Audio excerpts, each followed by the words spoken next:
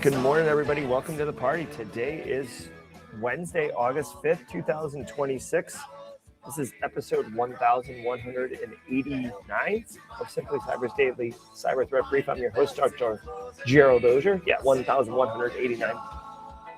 Hold on. The music in my ear is so loud I can't even think. Guys, good morning.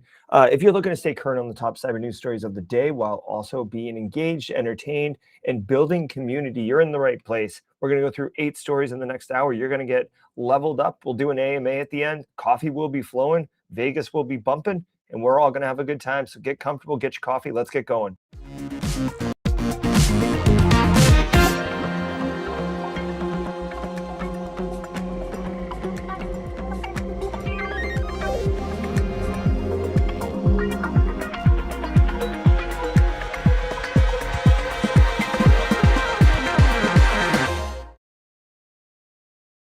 All right, everybody. Let me see if I can change the song itself, maybe. Get something a little like lower in my ear. Good morning, everybody. Day 2 in Vegas. We are illuminated. We have the Simply Cyber sign now. We kind of got our audio visual sorted out. Shout out to James McQuiggan at 35,000 feet, who joined me in the studio yesterday afternoon to troubleshoot, get things sorted out. So it's a W.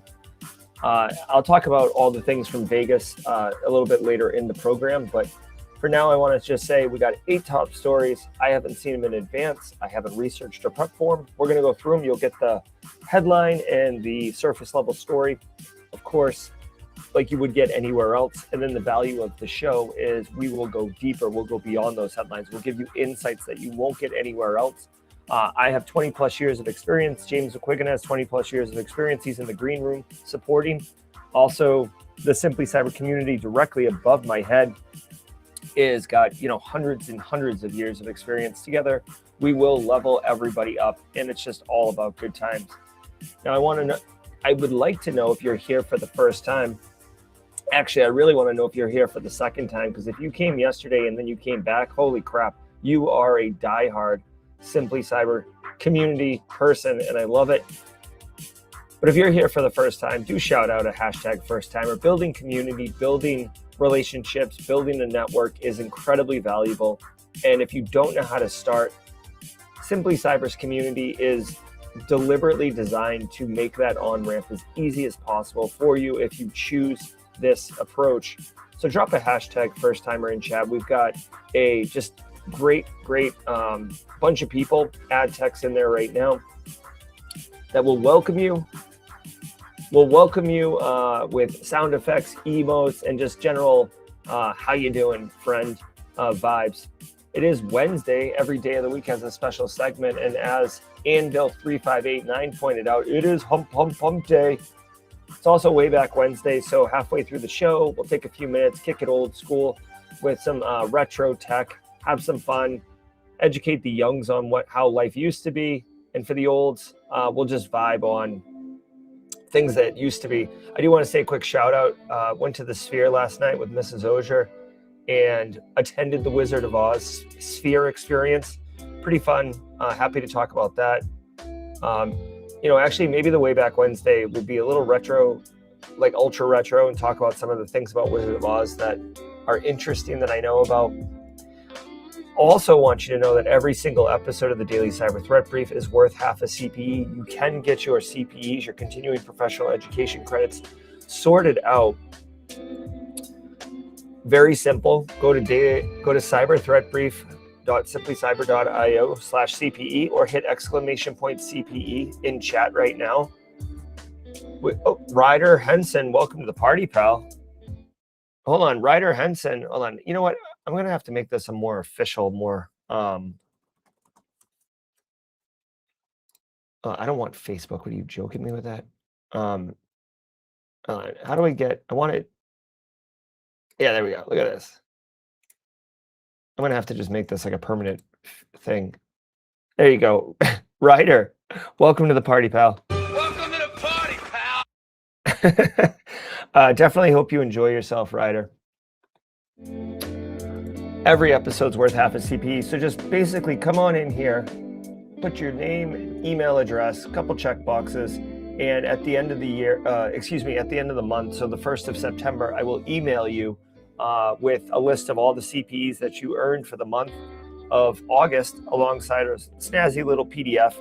That PDF is currently not working. I plan on correcting that when I get back from Vegas, but right now I just am busy in Vegas with work. So we got daily cyber threat briefs, CPEs, first timers, worldwide way back Wednesdays. Oof, almost slipped there.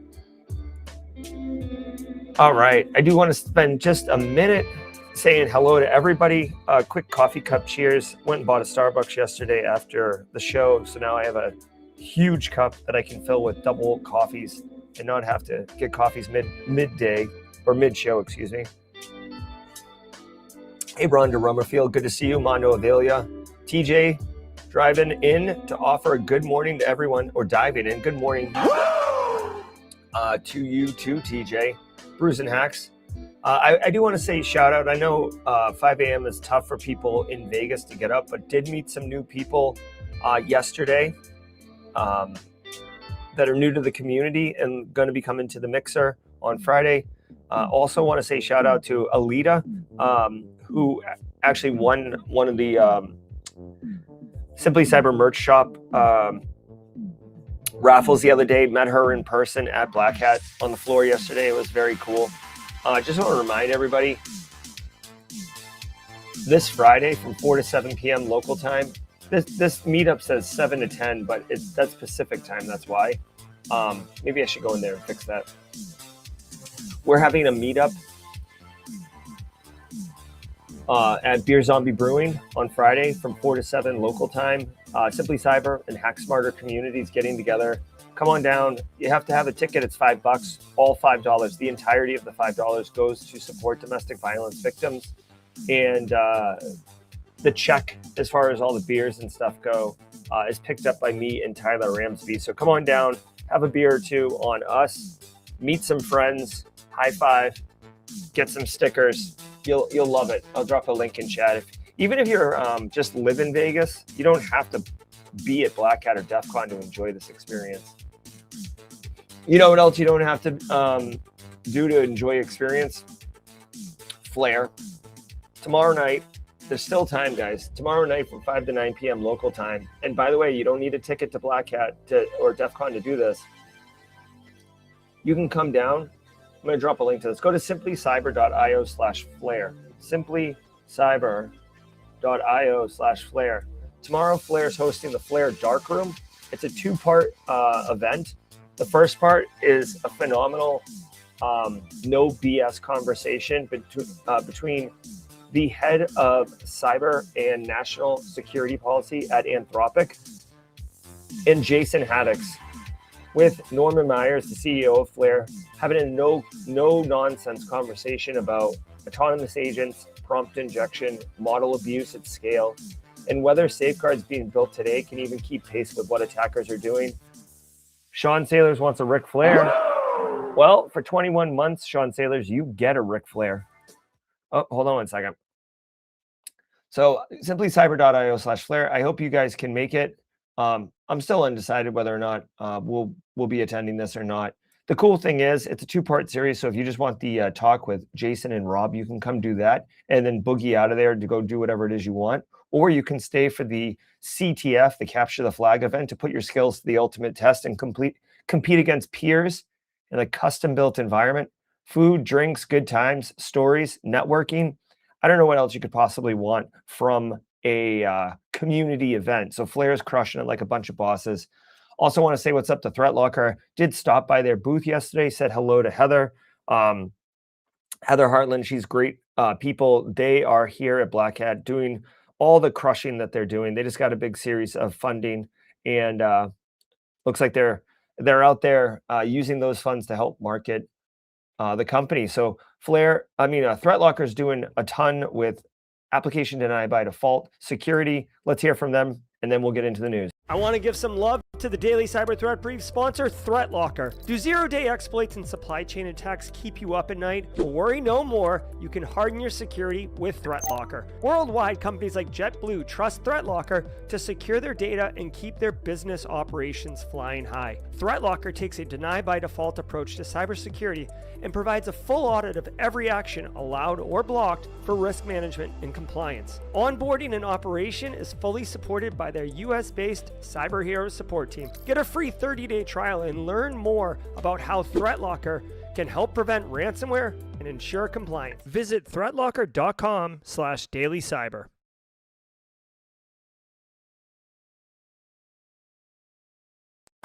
All right. So do me a favor, Ryder Henson, again, welcome to the party. Welcome to the party, pal. Do me a favor, everybody, sit back, relax, and let's let the cool sounds of the hot news. Hold on one second. Embark on Brilliant says, is the CTF going to be recorded? Unlikely. Embark on Brilliant. CTF is not like a stream or a piece of content. A CTF is like a time-boxed competition between individuals competing to unlock flags and points. So it's like a sport or a contest or something like that. It doesn't really translate well to video because you don't have like everybody's displays being piped into some kind of central console where you can, jump to like it's like an action sport where you're like, oh, we're going to live from table 2 or something like that. So typically CTFs are not televised. All right, everybody, do me a favor, sit back, relax, cool sounds, hot news, let's go. All right, again, we're just tinkering with the audio, so I'm going to turn on the music. Hopefully, the current volume level in my ear for the music is dangerously loud, so I have to turn it up for the news. So we're gonna play this by ear, okay? So let's get into it, shall we? From the CISO series, it's cybersecurity headlines. These are the cybersecurity headlines for Wednesday, August 5th, 2026. I'm Rich Straffolino. Chain drop attack hits NPM. Multiple application security companies reported a new Shai-Hulud-based worm hitting NPM dubbed chain drop. This has compromised over 1,300 packages, which have a total combined 2 billion monthly downloads. The attack began after threat actors compromised the GitHub account of the maintainer of the popular package KV, spreading to other packages that they maintained and from there spreading to other organizations. Once compromised, threat actors pushed malicious files directly to a project's main branch and then generated new package releases. Because these were published through legitimate GitHub Actions workflows, the compromised releases didn't raise any red flags. ChainDrop ultimately looks to install InfoStealer malware that further collects developer and cloud credentials and publishes encrypted versions of them to a public GitHub repository. Multiple vendors have lists of the compromised packages, so look for the story in our show notes for the full details. Okay, so this is pretty gross, dude. Yeah, James McQuiggan in the green room said this is pretty nasty. This is pretty nasty, okay? Okay, hold on one second. Got to keep chat up too. Turn down the main attack, says Michael Fink. Yeah, okay, everybody. Volume's good. Okay, so too loud. All right, hold on one second. We're getting competing things here. I'm going to turn the volume down just a little because it would benefit me too because my ear is probably going to start bleeding. All right, I'm going down. It was at 0. Just so everybody knows, the music is playing at -20. The podcast just now was at 0. I'm going to move it to -3.5. Okay, so let's talk about this nasty story. Honestly, it's refreshing to see that the lead story is something that is as nasty as this. So what makes this nasty? This is a open source supply chain attack, but the problem is the threat actors went an extra level deep on I guess obfuscating the fact that they were going to compromise a package. They normally like get creds or they commit code or something to a package, and then the package, hold on, there must be like a process flow diagram on this story. There isn't. Oh, that's too bad. Normally they'll infect a repo, and then people ingest the repo and they get compromised, right? They run info stealer malware or something like that into one of their packages. In this one, they went upstream one mode or one level of supply chain. So now popular packages that happen to import this library imported them, and then people import the popular packages. So even if you were being like very, very scrutinizing of what libraries you were ingesting into your environment, which is already quite difficult to do, right? By the way, just so people know, like this would fall under asset inventory. It's software asset inventory. But even if you had great software asset inventory, which is not common, you wouldn't have seen this coming. Okay. And then like unpacking this and cleansing your environment from this is going to be a bit tricky. uh, I will say, they said in the show notes that there is going to be here. Is there show notes here? This is CISO Series' headline news. I don't see what the show notes is that he's referring to, which is kind of silly, but um, this is an example where there's two things going on. One, you have to have defense in depth. Like if you've ever heard the term defense in depth and not fully understood it or why it is what it is, this is a perfect example of why defense in depth is critical. You very likely cannot avoid infection of this in your environment. For better or worse, doesn't matter how clean you are, you're still stepping in some horse poop on the street. Okay, the defense in depth here is that when one of your endpoints, when one of your users in your environment gets compromised, runs this code on a machine, that you have, endpoint detection and response, anti-malware, application deny by default software like Threat Locker. Maybe you're running again. Well, you have defenses that would prevent that infected code from being successful at achieving its objectives. And it will notify security analysts, hey, wait a minute, there's something bizarre going on here. There's some anomalous behavior. This thing's reaching out to network connections that don't make any sense. This thing is spinning up services or, injecting processes with additional processes, like doing process hollowing or something. So that's the only way to detect this. Unfortunately, there's going to be a lot of businesses that are trying to, use open source software to save some money and or have like vibe coded apps that have brought in packages that they don't even know are in their environment and are going to get infected. NPM is the package manager through which this is happening. So, I mean, if you're not using NPM in your environment, then you're by default not necessarily going to get infected. But again, you might be using a software that is using NPM that did pull down the library that had pulled in this malware. So you could have an infection. It's called chain drop. I would imagine that the major EDR providers are going to have some type of like detection or behavior based signature developed sooner than later. Yeah, you can see here 868 packages. By the way, like just think about the volume of this. That like by the way, I think that this also would contribute to um well, actually not AI. Again, they took over a developer's account, infected one main module, and then 868 other packages pull from that one module. So it's like a spanning tree, right? You infect the root, and then all the children are by default infected. This is pretty crazy, dude.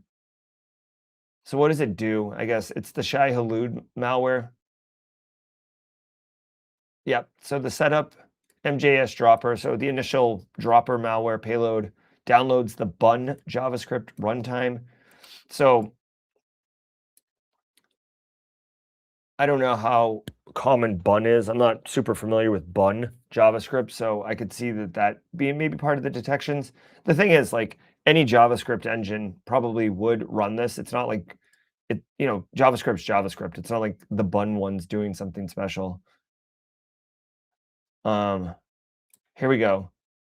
The malware collects developer and cloud creds, encrypts them, and sends them to a public GitHub repo for exfiltration. Ugh, this is pretty nasty, dude. I will say this is a clever threat actor. This is not some punk. This is an AI vibe coded malware. This is pretty great. Again, I don't promote or condone malware, but this is pretty diesel malware. Be mindful of this. If you're a practitioner actively in the industry, I would take a closer look at this particular story. Get the deets.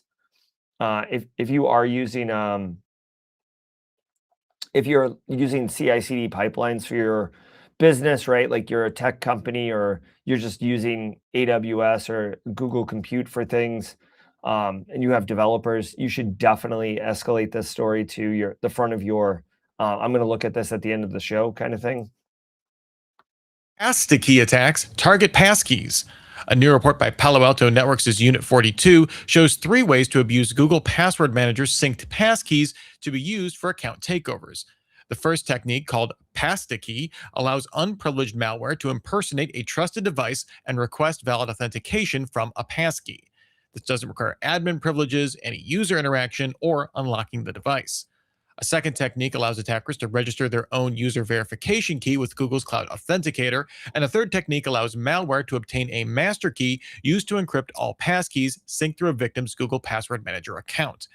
This was possible because Chrome exposes the secret for the master key in plain text through its internal FIDO logs. All 3 approaches require malware to already be running on a victim's Windows machine. Okay, how was the audio that time? Let me know. Phil Stafford is screaming podcast loud. All right. We'll continue to work on it. It's a work in progress.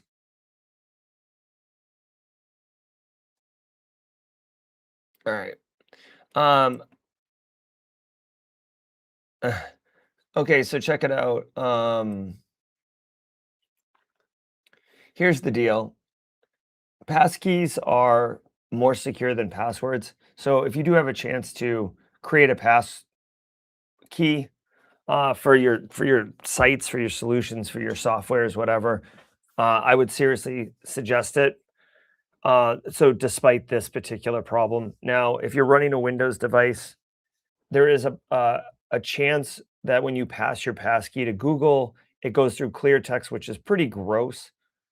So I appreciate that, there's options there, but there is a gap.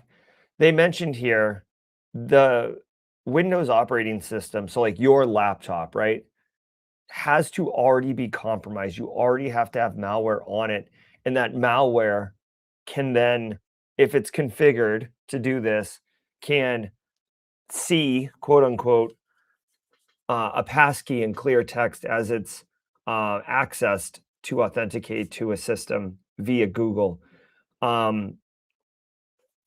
I don't know, man. Like, this is interesting in the sense that it's one of the first attempts that I've heard of. I'm sure there's tons of research on it, so don't flame me in chat, please. But like, this is one of the first times I've heard of like passkeys just being straight up vulnerable and resulting in compromise. Let me get this. Trying to see how my lighting is here. People, if your computer is owned by malware, right? Like you're actively compromised, a threat actor can do all sorts of things. They can uninstall, reinstall, they can escalate privileges, they can write things to your disk, they can set up persistence mechanisms. They can use your machine as a bot in a botnet. Like, when your machine is compromised, like it's kind of game over already. So it always like trips me up when they have stories like this. Like the title says new pasta key, right? Kind of having a fun play on words with pasta, not to be confused with Pasternak, the forward for the Boston Bruins, who is super talented but incredibly frustrating. You would read this headline and think, oh man, there's a malware I got to be worried about. Like, buried in the story is the fact that the machine already has to be compromised. So If you've been telling your end users, your workforce to use passkeys, continue to do that. The Google Password Manager is the thing that is, I guess, not vulnerable, but whoever designed the Google Password Manager opted to have this passkey get looked up via clear text, which is the problem. So Google Password needs to fix that. I'm trying to look at Google. Wait, hold on. Maybe I don't want to do this in case I've put some passwords in there. Yeah, you see how it says you haven't saved any passwords in your Google account yet? 1 second. I don't use this. Now, I want to make a point really quickly. I use a different password vault manager. I think if you can get your end users or your family and friends, loved ones to use a password vault, that is the W. Okay. I don't use Google makes good products. Okay. So, like, I wouldn't dunk on Google for their crappy password manager in this instance. If I had to guess, Google will fix this problem with a software update and then we'll be off and running. So don't let this salacious headline mislead you or your end users that they're running vulnerable software and they should go back to reusing the same password for everything else. All right, let's try the next story here. AI accounts for most cybercrime in Africa. According to Interpol's new African Cyber Threat Assessment Report 2026, AI driven cybercrime accounted for 55% of all digital crime in Africa last year. Losses reached $484 million US dollars in 2025, up over 150% from $192 million in 2024. 72% of the 36 countries represented reported the presence of scam centers in their country. The report found that a lack of real-time interagency data sharing between organizations like banks, telcos, and law enforcement creates opportunities for financial fraudsters. Interpol also found increased policy responses to these cyber attacks, with 17 countries either enacting or amending cybercrime legislation in 2025. All right, how is the audio there? We are currently operating the audio for the podcast at -7. Okay, so dude, first of all, do we have Regulators! Mount up. It was a all right, so it's kind of buried in the headline there, but like law enforcement has arrested 1,500 people in Africa related to cybercrime. So Interpol, you guys know, like Ryan, I know Ryan's a first timer. welcome to the party, pal. Not Ryan, Ryder. Sorry, Ryder. I love Interpol, not the band. I love international law enforcement. I think it's so awesome when they coordinate, when they form like Voltron, because the amount of resource and reach that international law enforcement have is so awesome. All right, so Africa developing, listen, I'm not here to I'm painting with a broad brush. I'm not here to say one country is underdeveloped and another isn't and mistake that like Nigeria has been doing a lot with tech investments. Ghana, we have Fred on from Ghana in here. China has been investing heavily in developing African countries as part of their Belt and Road Initiative. So I'm not here to say that African countries are undeveloped or third world or anything. They are. They have been. There's been numerous instances documented of African countries, African-based threat actors that drive your more traditional individual victim-based cybercrime. So romance scams, sextortion, the Nigerian prince scam, the 419 scams. That's like an OG scam if you're old enough to remember that. They've been doing it forever. In fact, once in a while, I'll point to there's an ABC News story on YouTube about romance scam syndicates in the country of Ghana. There's like villages where like everybody in the village is part of the scam. Like they're not even ashamed of it. It's like it's how the village produces money to fund their life, like buy food for their family and stuff like that. It's almost like a trade, if you will. as should come to no. Oh, by the way, Sean Washington in chat. I met your boss yesterday, Brian. That guy's awesome. I think he's in. He said he's a Simply Cyber member as well. He doesn't attend the talk, so he's probably not here right now. But Brian Maroney, dudes, this guy I met was super cool. This should come as a no surprise to anyone. AI allows you to create synthetic backstories. It allows you to craft chats, right? Obviously, we have AI chatbots. So if you can get an AI bot going to like execute your romance scam, if you can get an AI bot to, like an AI tool that can immediately be an expert in psychology and push the pain points that are directly going to influence someone to give you their money because they're afraid of being exposed for throwing themselves around in front of the computer through, a sextortion type thing, or, dude, there's people like I'm just telling you right now, guys. If you didn't know, like sextortion and business email, like sextortion, like you might think, oh, like someone's been catfished and they've been tricked, dude. There's full on people who like are just so embarrassed that they have fallen for not sextortion, a romance scam. I'm sorry. There are people who are so embarrassed that they have fallen for a romance scam that they'll just continue to give the person money, or they're like they refuse to believe that the person is not who they've fallen in love with, and they'll continue to give money. So these criminals are wrecking people's lives. So the fact that number one, AI is doubled the amount of crime coming out of this part of the world. For example, 600,000 sextortion attempts in 2024. Obviously AI generated emails coming in. 3/4 of participating countries reported the presence of scam centers, Southern and West Africa, most likely to host facilities. So even getting this infrastructure, they're then weaponizing it for crime. So I don't know, guys. Like, here's the deal. There's a reason that we get paid to work full time and we don't get just paid to come in, do something, and then leave. We're not like masons where we come in and build the chimney and then leave and the chimney works for 90 years.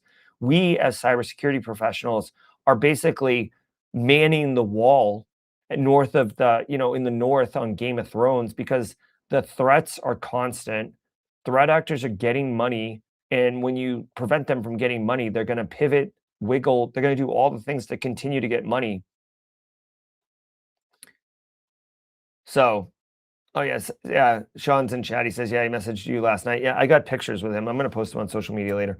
Anyways, the TLDR here is don't sleep on Africa. They are a major player in the sextortion, business email compromise, romance scam circuit, and they're running these scam call centers. Most people think just India, Cambodia, Vietnamese coming in. It's not. Africa's got, a place at the table. AI note taker leaks backend data. Security researcher Bob DeHacker discovered earlier this year that any user of the Too Long Didn't View, or TLDV, AI note-taking service could access the company's Google Firebase environment. This exposed metadata could be used to identify and join calls. TLDV's customers include government agencies, universities, and major global organizations. This appears to be a basic misconfiguration of Firebase that allows anyone with a session ID to query the app's entire database. The researcher tried to report the issue since January but got no response before disclosing it to Dark Reading. As of this recording, it's still live. And now, all right, for the sake of time, I'll speed run this one really quickly. If you, like many of us, have AI digital assistants that join meetings, I actually think I have a couple more than, soap flavored chair and a story about their aunt getting taken by one of these scammers. Dude, I have like a Loom note taker. I have a Google note taker. I have a Notion note taker. I have note takers for days joining meetings. They're phenomenal. You can have a meeting and then you get like a nice action items list. Like I love AI assistants. Like it's pretty common. Like I don't know if it's common in where you are, but like it's not uncommon for me to join a meeting and then like several AI assistants join. Basically, if you're using the Google one, misconfiguration, which I would assume at this point has been correctly configured or it's configured by default, um, allowed people to query that. I will tell you, this is a massive gap. And I had thought about it before, but like, dude, of all the meetings, all the notes from the meetings or whatever are captured. You don't have to be in the meeting. You don't have to break into someone's email to get like essentially corporate espionage is like kind of the thing I'm thinking of, where people are like, or legal, right? Like, let's say that you're getting a divorced and it's a nasty divorce because you have money or you have children or whatever, and your spouse's defense team gets on a call to like talk about their strategy, and then you get all the notes, so like you know what they're doing or what they don't know. Just to pick a silly example, um, so this is pretty gross. It does say you can also query other users' meetings. So, um, yeah, this is a major data breach. It's called TLDV, too long didn't view. I guess is the meeting assistant that has the vulnerability. So if you're running that, definitely, hold on, is it a configuration that you have to do to fix it?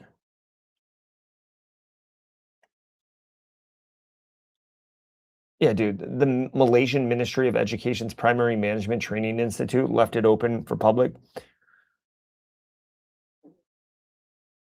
Oh, here's another dude. Hey, all my red teamers out there. This is actually pretty clever. I didn't even think about this. If you change your name, change your name from like Gerald Auger, wants to join the meeting. Like if you go to join a private meeting and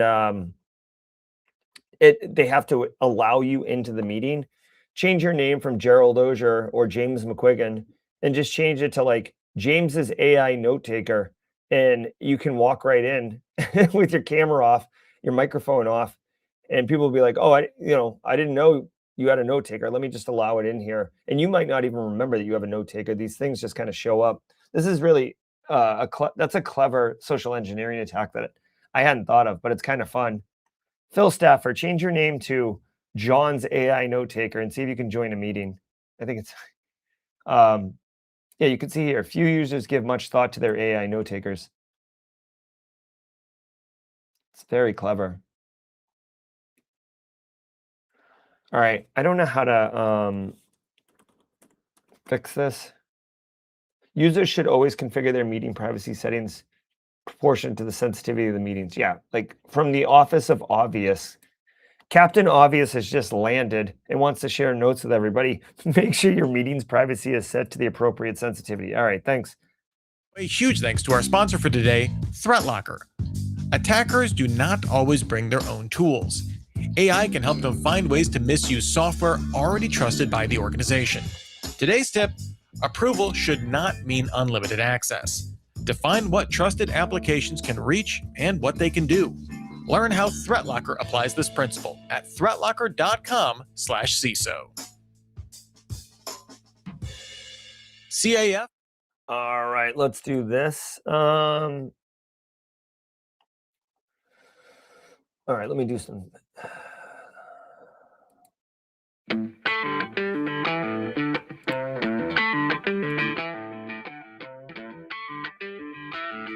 All right, hey, what's up, everybody? Welcome to the. We're at -24 right now, so hopefully that's low enough, or -30. Guys, I want to say thank you all so much for being here. It is 8:39, so we're running a few minutes behind. Thank you so much for being here. Shout out to each of you for being part of it.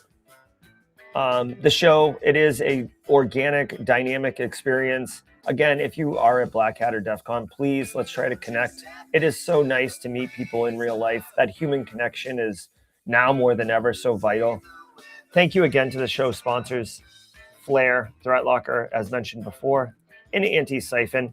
Maybe you couldn't get out here to Vegas. That doesn't mean you can't get value. 9 days from now, on August 14th, from 10 a.m. to 4:30 p.m., come learn from some of the best and brightest in our industry about AI and how you can use AI to level yourself up as a practitioner, strengthen your cybersecurity program. Dude, if you're a CISO and you're like still trying to figure out how you're going to do AI or introduce AI into your environment, This summit is 6.5 hours of AI for cyber. How you can use it for software development. How can you use it for penetration testing? How can you use it to increase your SOC's capabilities? How can you use it for IR? How can you use it as a CISO to understand where to put agentic AI and how to inventory it? Like all of these type of talks are going to be involved. It's free. It's 6 hours. You get 6.5 CPEs. There's no reason not to go. I personally am signed up. I will be there. I hope you can join me. AI Summit. Link in chat. Every single day of the week has a special segment.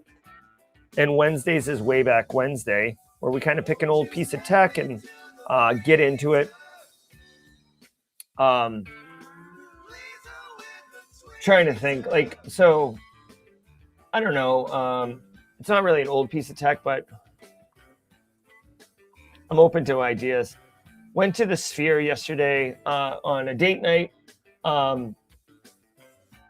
with Nadine, Mrs. Auger. We did Wizard of Oz.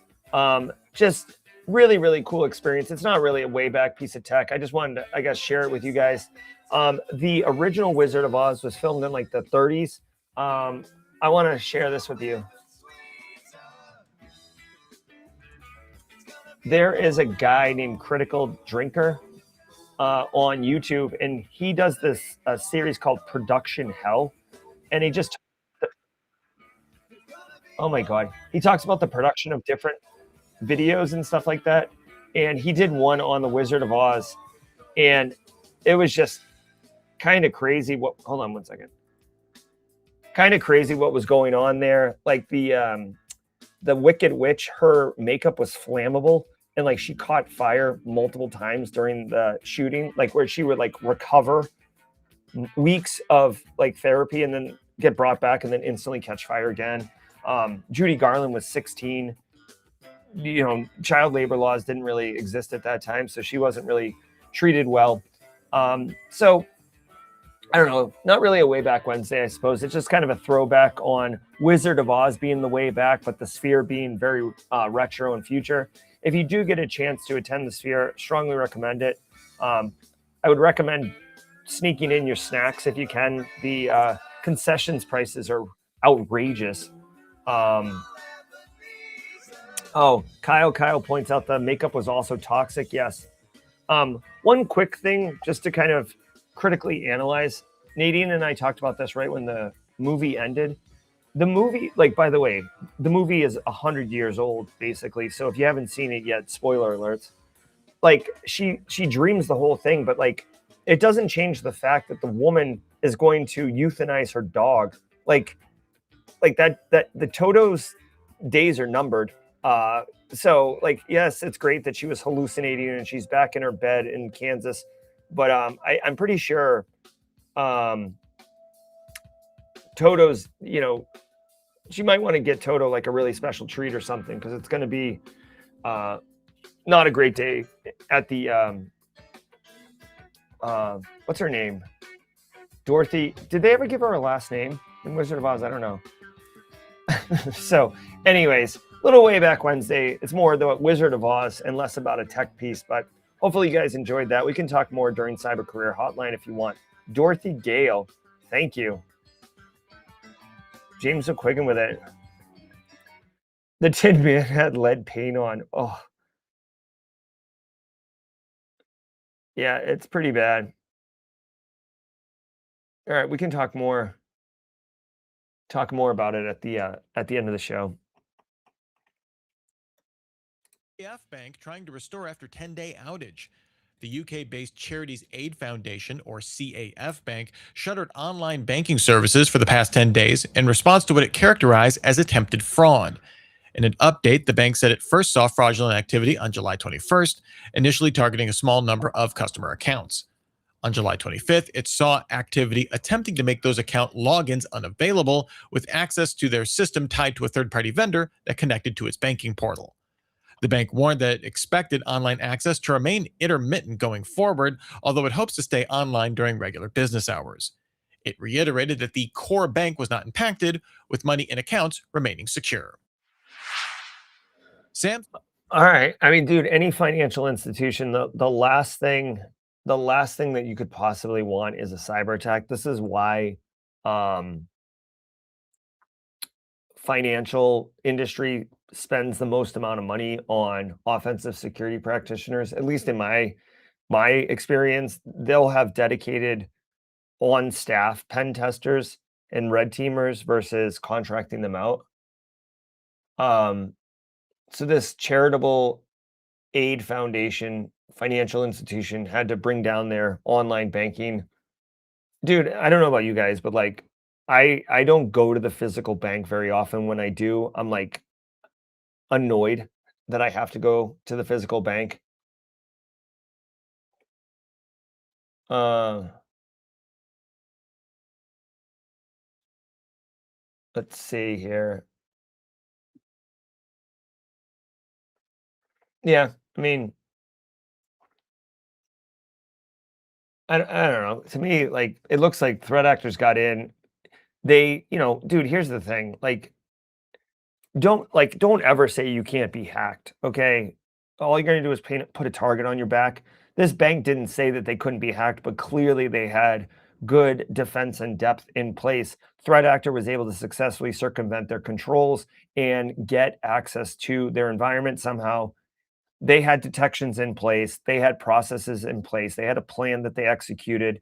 They took action, limited that compromise, got in third party incident responders, cleaned up the mess. Basically, here's the deal.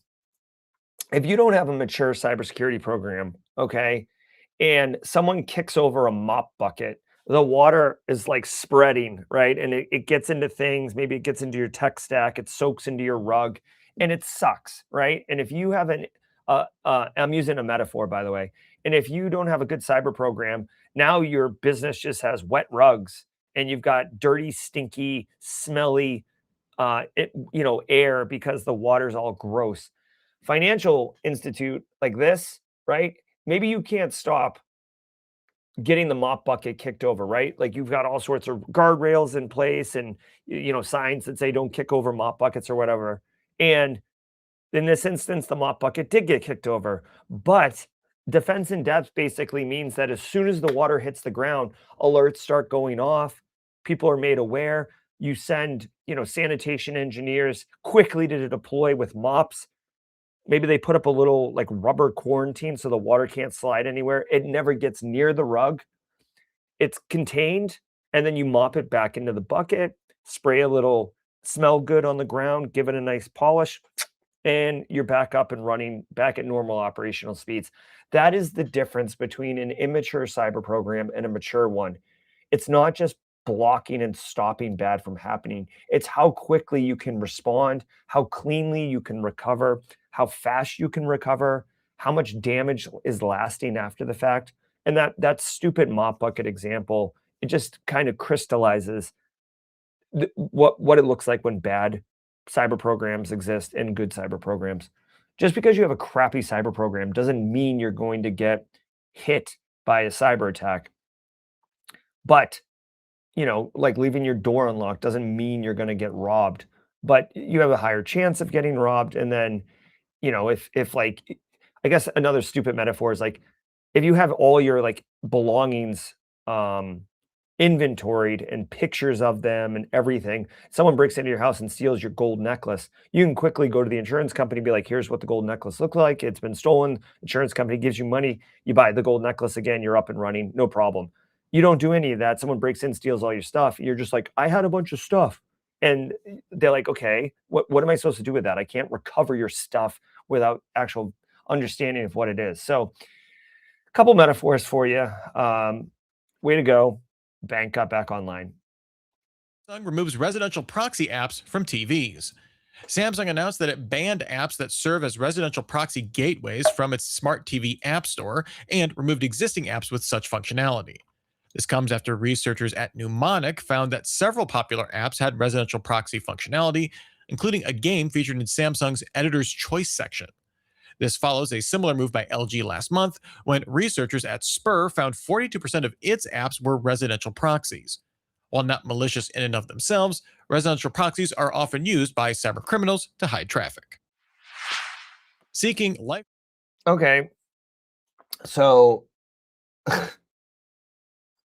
this is like one of those ones where it's like,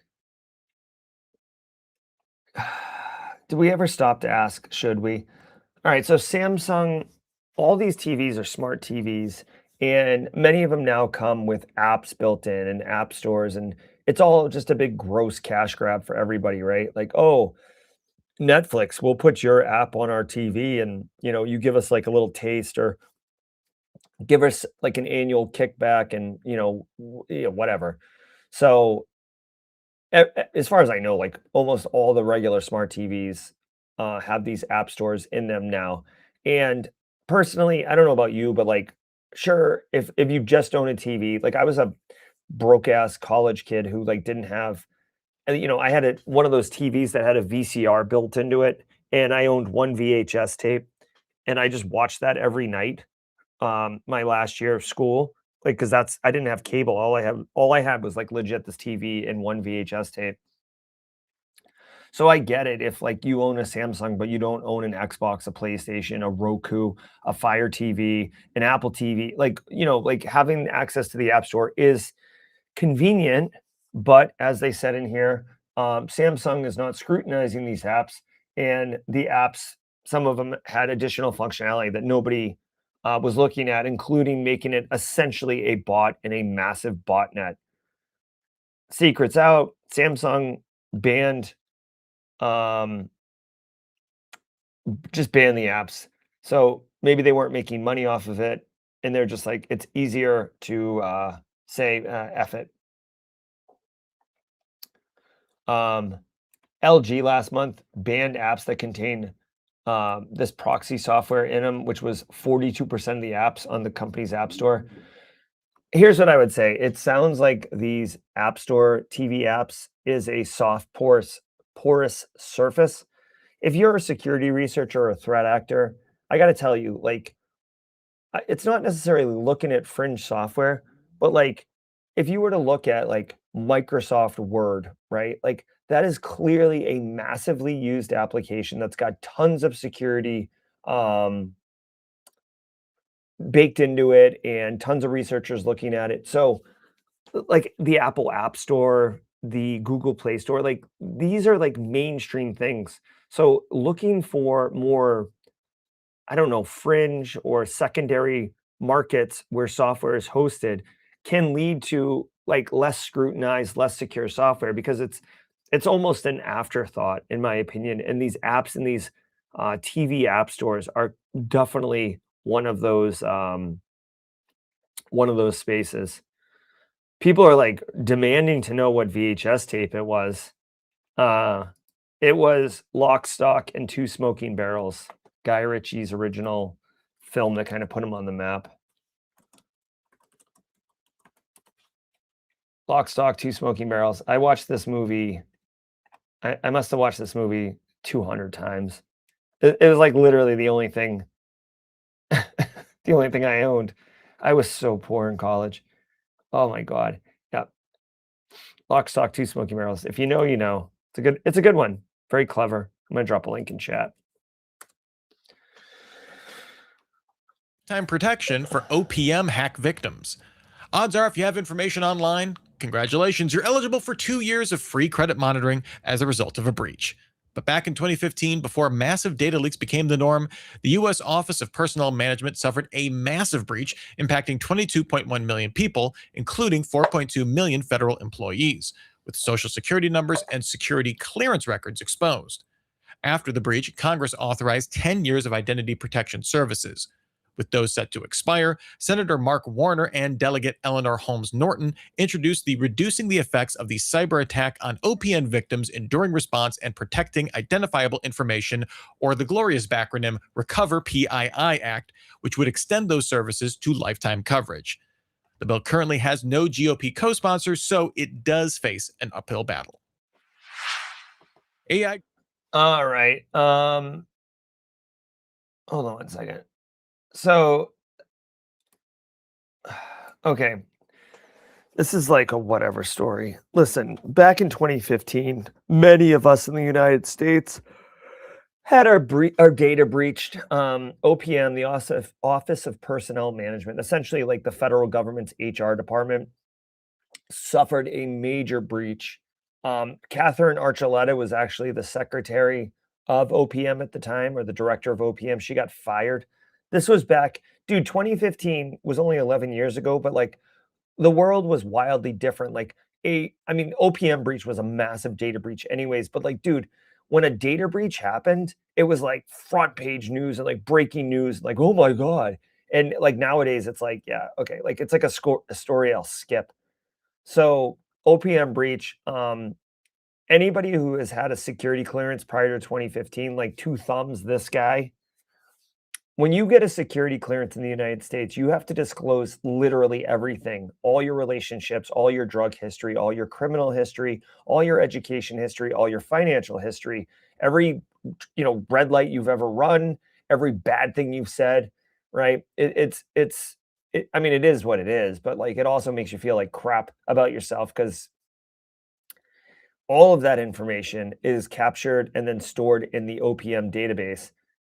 Millions of Americans, okay? And this data got out. Now, of course, this was 11 years ago. That data hasn't changed, right? Like your social security number is still your social security number, but at the time it was a hot mess express and you were given identity theft protection like every major data breach nowadays. Everybody gets a little, here's some identity theft protection. Basically, that identity theft protection is about to expire. Now, I do want to point out a couple things. Number one, these two Democrats are trying to pass legislation to make the identity theft protection a lifetime protection. It does not have any Republican support right now, which sounds like it's going to result in it not being approved. Here's my thing. I'm actually kind of surprised it doesn't have Republican support. If they do lifetime identity theft protection, guys, the United States doesn't have a federal government of identity theft or a federal agency of identity theft protection. It would be a private sector company. There's some company out there that would potentially get a lifetime contract for 4.2 million people. Dudes, if you run a company that does identity theft protection and you're able to get a lifetime deal for 4 million clients, hello, you can buy a giant boat. You can buy a personal island with that kind of contract, okay? So I'm stunned that people aren't like lining up, people who have access to people with power and influence and saying, I think it's a good idea. You know what I mean? So at the end of the day, many of us in chat, like if you're old, if you're over 35, I suppose, you probably have like 4 identity theft protections running simultaneously. If you're 19 or 20 and you don't have identity theft protection, just wait. You'll get your compromised data in a minute. And yeah. So anyways, you tell me, what do you think? Identity theft protection for life? Here's an idea. How about instead of like, my thing with this is like treating the symptoms, not the disease. Like this is like lifetime Band-Aids. You guys, everybody, here's a lifetime supply of Band-Aids. It's like, hey, I got an idea. How about we create an agency that like really dials in US citizens' privacy and dials in protecting citizens and their data, not just ones involved in the breach, but like US citizens in general. How about we hold private sector companies accountable for handling our data in stupid ways? I don't know. Crazy pills over here. Guardrails work great, unless you ask nicely. A new report from Cisco Talos looked at prompt logs and artifacts from threat actor endpoints running Claude, Codex, Cursor, and Gemini to see how threat actors get around LLM guardrails. The report found that often just claiming that the servers you're targeting are ones you own or that you're participating in cybersecurity exercises were enough to get models to cooperate. Sometimes just using intentionally neutral verbiage was enough to get around guardrails. If that didn't work, threat actors also found success by decomposing tasks across multiple sessions to evade broader detection of malicious activity, or conditioning the AI's persona by adding memories, markdown files, and system-level prompts. Okay. All right. So, dude, yeah. Guardrail bypassing is a major area of research right now in cybersecurity. You could call it prompt injection if you want. I think prompt injection is probably the most popular AI type attacks currently and continue to be. Here's the deal. If I ship you a piece of malware and you run it on your computer, maybe your computer says, whoa, this is malware. No. If I ship you pieces of malware and then reassemble it in memory and run it, then maybe your computer runs it because it never saw the file. It never saw malware. That's what they're saying here, right? You can piece together the individual modular components of the attack. You can condition the AI to have memories that it's doing the right thing. And in some cases, I guess just claiming, oh, it's my server, and then it'll get in there. Dude, if you think AI is like the end all be all smartest thing, it's not. It can be easily duped. In fact, I was actually talking, this is a piece of content that will come out later today, actually. I had a conversation with the CEO of Horizon 3, which is like, this huge company that just got a massive dump of funding. The CEO is a cool dude. He's like a practitioner, but he was talking about research around AI and how greedy AI is. So like it will fall for honey tokens and honey pots quite often, like in the upper 90 percentile, because it's running on goal oriented. And if you name the server like crown jewels or you name the file passwords.txt, even if the AI knows that it's a honey token, it'll still touch it or grab it because it's weighted too high as like an obvious thing to do. So there are, AI is not, it's a great tool, but people who think that it's like Skynet and is always going to make the best choices are, not really.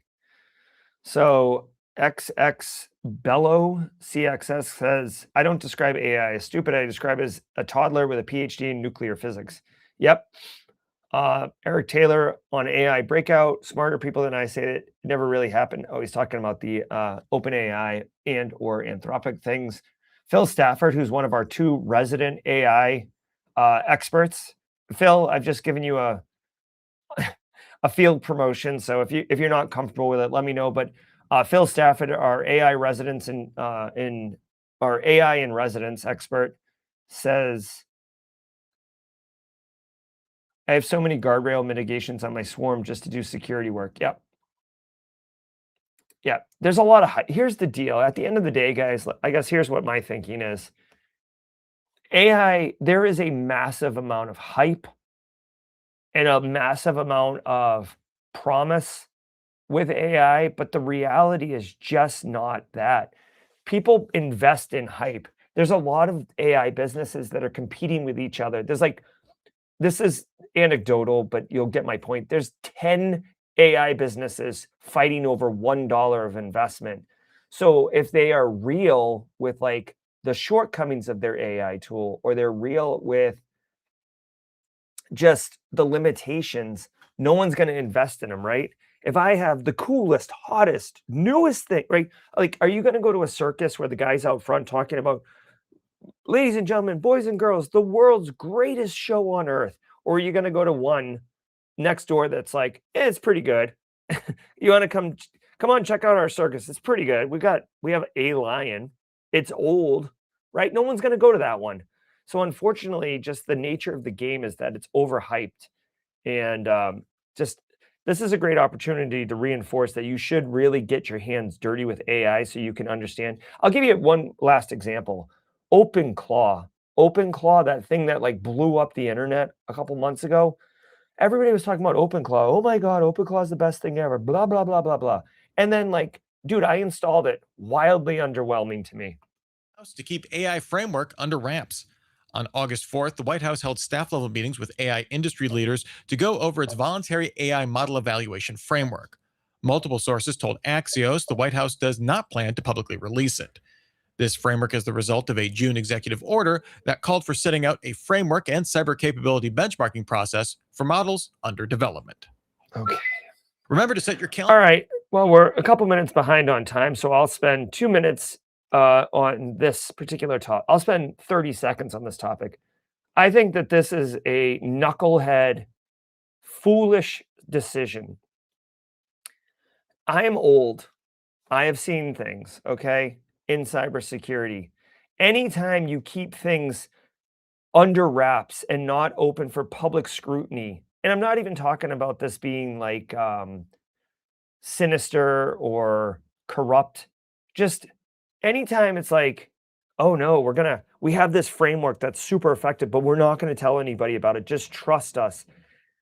The efficacy of this framework is only as good as the handful of people that developed it. It's through public scrutiny and review and open forum and iterations with industry experts across multiple different disciplines does a framework get to be super useful, super flexible. NIST cybersecurity framework, for example, has gone through many iterations of scrutiny and public-private sector partnerships. And you know what it is? It's friggin' awesome and robust. That's what's up. You develop a encryption algorithm in secret. Ooh, we don't want anyone to know. Guess what? It's probably trash. This right here, I disagree with. Dude, AI is an existential threat for real, and it's a superpower for any first world country to have a framework that analyzes and scrutinizes different AI tooling, and then to not tell anybody what it is publicly. But by the way, I also want to point out private sector companies are the ones developing the AI, not the internal government. So this isn't like a national security secret. This isn't the Los Alamos Manhattan Project being done under the Department of Energy, where it's a national property. These are private sector companies, which then leads questions into, is this even fair in a open, fair market capitalism society where the way you're being evaluated isn't publicly disclosed, right? So now it's the haves and have-nots. I don't know. I don't agree with this. I think this is short-sighted, and I think that this is, I don't want to say lazy, but like I feel like this is one of those ones where like this just avoids scrutiny so they don't have to explain. Gross. All right, thank you. I might be wrong. Let me know.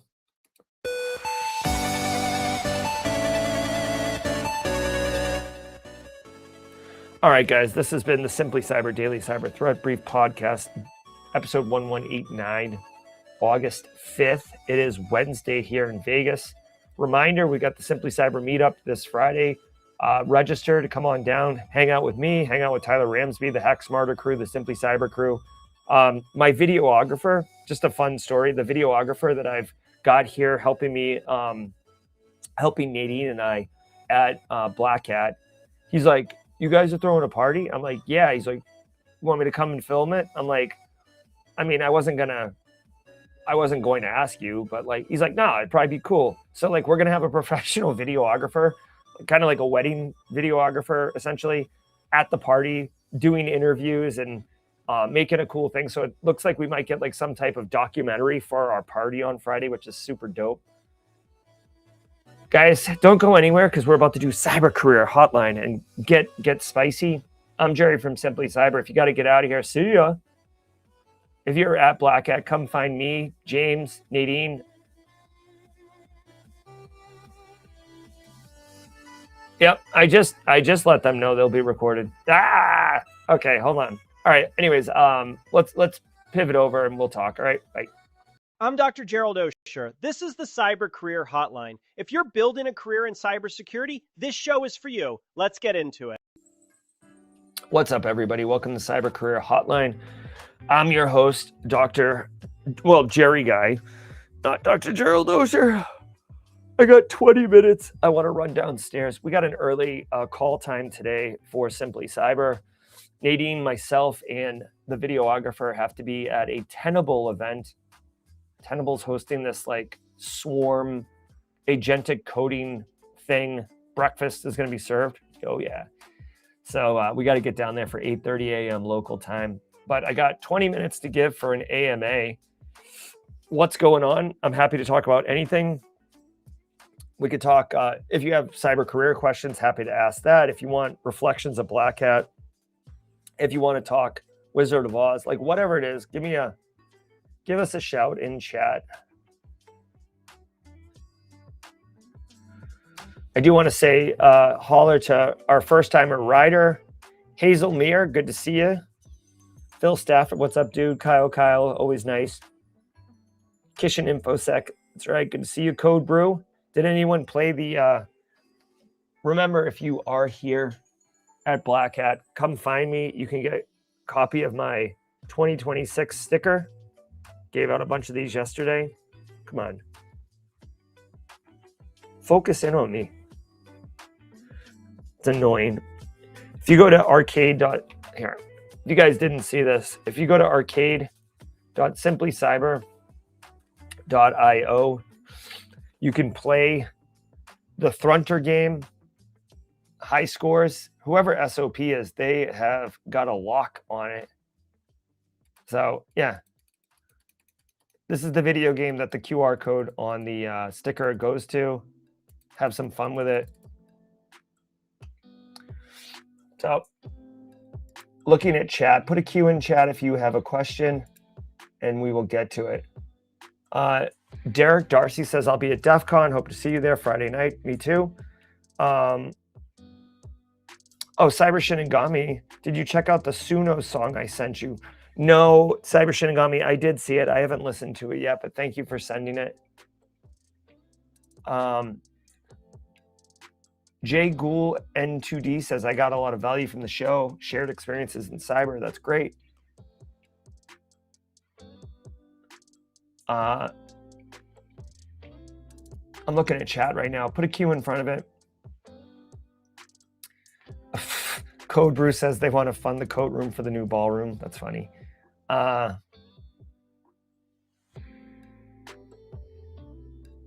Sierra Montgomery says she had to rock the ninja mode this session. Understood.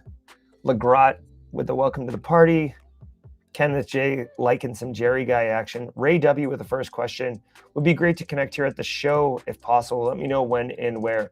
Well, Ray W, the easiest place would be at the Simply Cyber meetup. So Ray W, I'll drop this in chat. I will tell you, just so you guys know, today I'll be at the Tenable event from 9 to noon local time. It's at the Four Seasons Desert Willow room.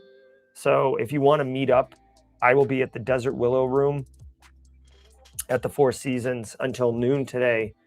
And then from 1 to 3, I'll be walking around Black Hat show floor with Nadine and Neb, the videographer. Okay, continue to look through chat here. Legrat says, Jerry, did you hear they're making a live action film of Magic the Gathering? No. Okay. Hopefully they I don't know. That could be cool. Hopefully it works out. Taekwon Gong says, do you think quantum's a real problem for cyber? So I think, hold on, let me bring this up on chat.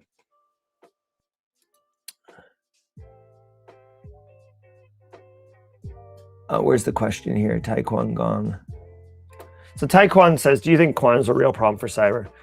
So quantum is a problem in the sense that, you know, it'll be able to break encryption and stuff. I think quantum is not such a big problem for cyber right now. It will be very much a big problem, especially, I brought this up in a discussion.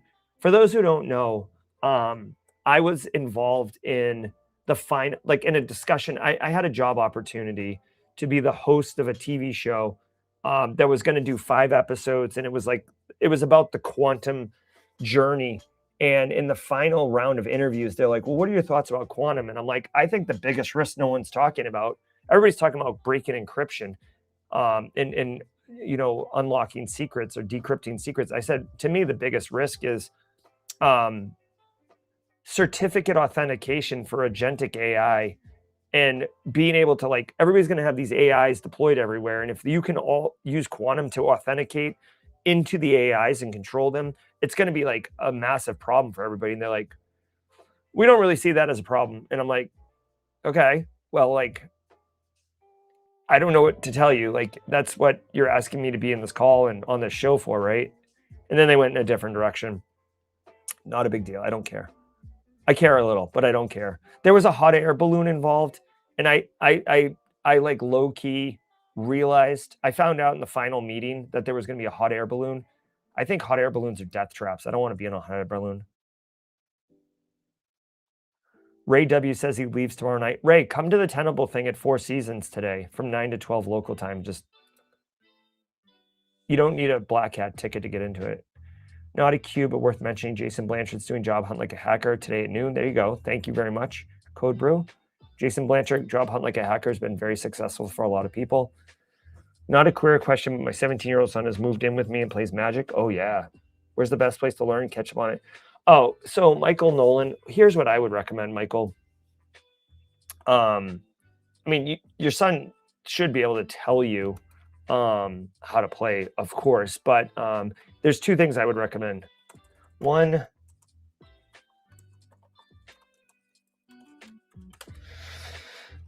they make for $15, dude, you can buy this Magic the Gathering starter deck. So these are here. I'm going to drop. This isn't a sponsor or anything, but who asked this? Michael Nolan. So Michael, for $15, you can buy these 2 deck. I can't link it. Damn it. Hold 1 second.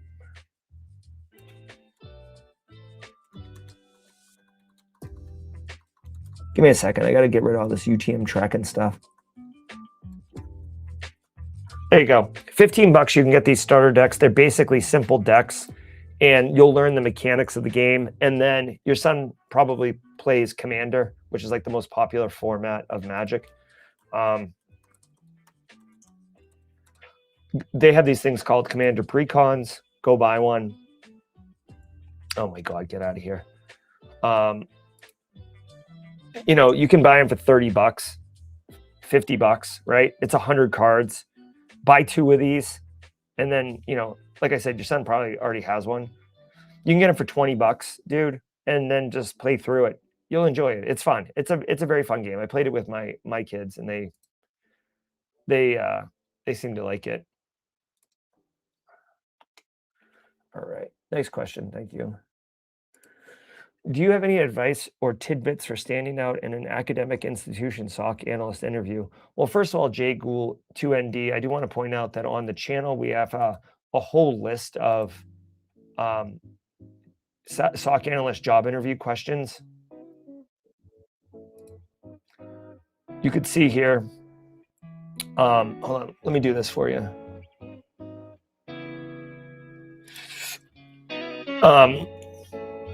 This playlist right here, Jay Gould, has 5 SOC analyst interview questions and how you should answer them. So definitely review those, because you're probably going to get those questions. Also on the channel, I have this video.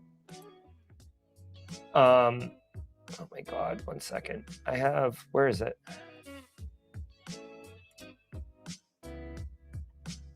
This right here. These are 3 questions that you're very, very likely to get in a job interview, and how you should answer them. Doesn't matter what job, like all jobs are going to ask you these 3 questions.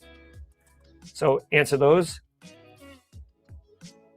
And then finally, what I would say is academic medical institutions are constantly being targeted for espionage, expanded SOC, expanded access to shared data, shared drives, researchers sharing information. So kind of be aware of academic research and the proliferation and sharing of permissions to access that research. Be mindful of that. Also, if you really want to stand out, donors, like alumni that give money, are quite popular and obviously very, very lucrative. So you want to, this would actually probably make you stand out in the job interview. Like if you talked about also being mindful of keeping an eye on the data sets that hold donor information. this will absolutely 100% make you stand out in the interview.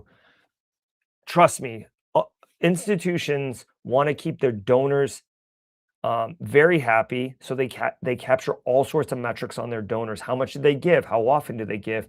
What funds are they really into? That information allows you to solicit those donors for bigger donations, especially the older ones that are, have accumulated wealth and are big in philanthropy. So if that data set gets out, this happened years ago. Listen, I'll give you a real example, okay? And you can actually bring this up in the job interview.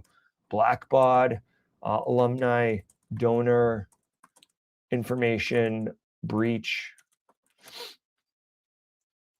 In May of 2020, Blackbaud experienced a massive ransomware attack that compromised alumni and donor data across thousands of universities. My guy, if you have someone that donates $1 million a year to your institution, and then you have to message them and tell them that we lost all your data, they are going to be ultra pissed, and they're likely going to consider not giving you that money back the next year. This pissed off so many people. This story right here, if you Google Blackbaud May 2020 alumni data breach, trust me, I was at the Academic Medical Center at the time. It was right at the end of my tenure. And this was like some real fallout we had to deal with. All right. That will make you stand out. No other SOC analyst in any interview is going to mention that information or the protection of that information. Believe that. All right. Cybersecurity says, any recommendations for YouTube channels that dive into the weeds of using AI, thinking Claude specifically, but really open to any? Boss told me to use AI, but offered no training. So here's what I would say. I wouldn't really, well, two things. I'll give you two things. Number one, this is where I would start. Who asked this question? Cybersecurity for fun. Number one, Claude has these free Anthropic courses, tons of learning on Anthropic. So as much as you can handle in there, Anthropic.skilljar.com is where you get that. If you're watching on replay or listening on audio only, Anthropic.skilljar. And then the second thing I would say, this is a no-brainer, my guy. Dude, this next week, August 14th, Anti-Siphon Training is doing 6.5 hours of training on AI. So, like, you want to dive into the weeds? Dude, you can learn about software and AI. You can learn about agentic AI. You can learn about building custom agents for the SOC. You can have custom agents for pen testing. You can have custom agents for IR. You could talk about lies the SOC is being told, logging with security agents. Dude, like, the world's your oyster with this 6.5 hours. This is better than training. So go to that. That's your homework. Cybersecurity for fun. Anthropic Skill Jar and Anti-Siphon AI Summit. Dude, I gotta tell you, I'm feeling like I'm delivering a lot of value in this Q&A session. I'm feeling good about myself. N Chow says, do honeypots actually stop anything, or do they just convert prevention into expensive detection? Well, first of all, I would actually push back that honeypots are expensive. They're not. Dude, like, you can get a canary token from Think's Canary for free. So that doesn't translate to expensive. So I challenge your base question that it assumes expensive. They're not. Also, so honeypots do not, they don't stop anything. They're like, that's like saying, when someone's robbing a bank and you push the button under the counter to set the alarm off, that doesn't stop the bank from being robbed, but it does notify the police, and the police will show up and stop the bank from being robbed. Honeypots are one of the highest fidelity detections you can have. If you have a honeypot in your environment and it gets triggered, it's like 99% likely that it is a threat actor. Honeypots are amazing, and Chow. The trick is where to put the honeypots. That's really the trick. Good morning. Can you tell us more about the Tenable event you will be part of today? Yeah, sure. So Miko,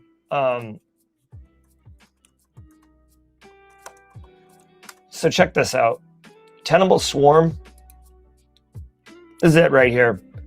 they are putting on a free event. They're putting out drinks and food and fun, and they're asking people to compete in teams to build AI agents that do fun stuff.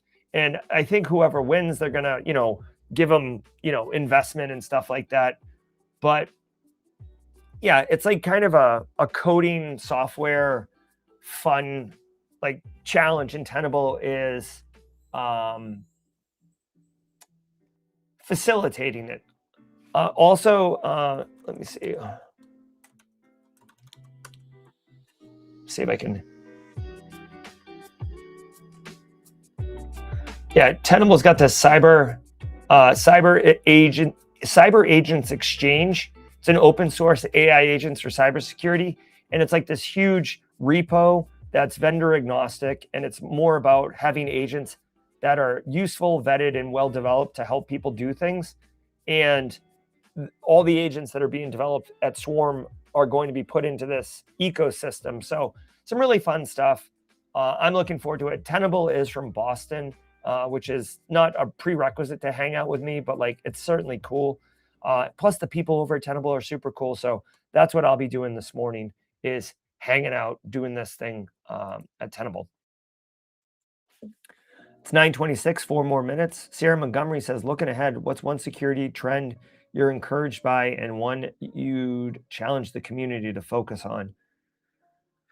Well, I guess agentic AI's permissions is like, it's a very specific one, but I think it's one of the challenges that's going to be quite big. I think if you are focusing on that, I think you're going to be future-proofing yourself for success. A privacy trend I'm encouraged by.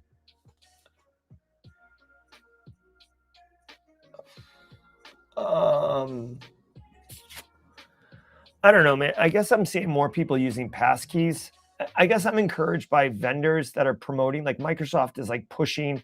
If you log, I don't know about you guys, but like if you log into, I've logged into multiple web apps in the last 2 months, and it'll pop up and be like, hey, would you like a passkey for this? So I like that industry is pushing passkeys to end users instead of like forcing them to know how passkeys work. I think passkeys are better than passwords, so that's good. All right. Marcus says, my progress of the last 2 roles was impacted by the departure of the hiring manager who believed in me. What do I do moving forward to make myself less vulnerable to leadership changes?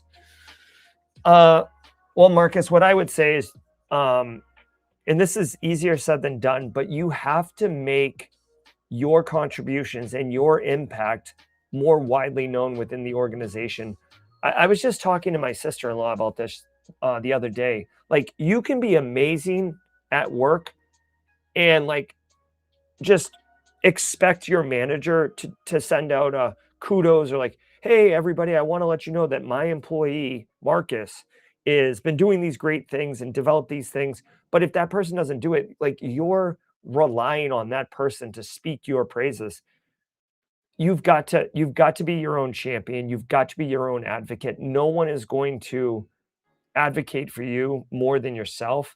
So I'm not saying like you go into the lunch room at work and you're like, hey, did you see what I did? But like, if you do something that has impact, like kind of share it, make the value known, let people leverage it, but have them attribute it to you instead of being like, oh, just I will silently relish in my good work and contributions, and I'll be the quiet, greased cog in the wheel.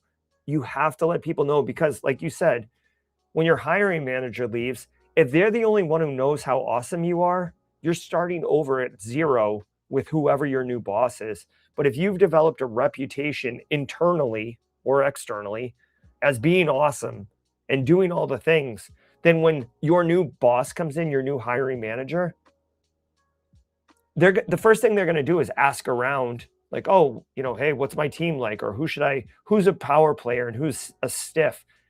People are going to be singing your praises, Marcus. You always want to be spoken well of when you're not in the room. And I know you're a great person. You have to advocate for yourself. That's what I would recommend. All right, so I'll take one more question because we're at time here. Soap Flavor wants to make a Tree Folk Commander deck. Yeah, that could be expensive. All right, guys, I want to say thank you. I'm going to scroll to the bottom. A lot of great value. I do want to say shout out to all of you.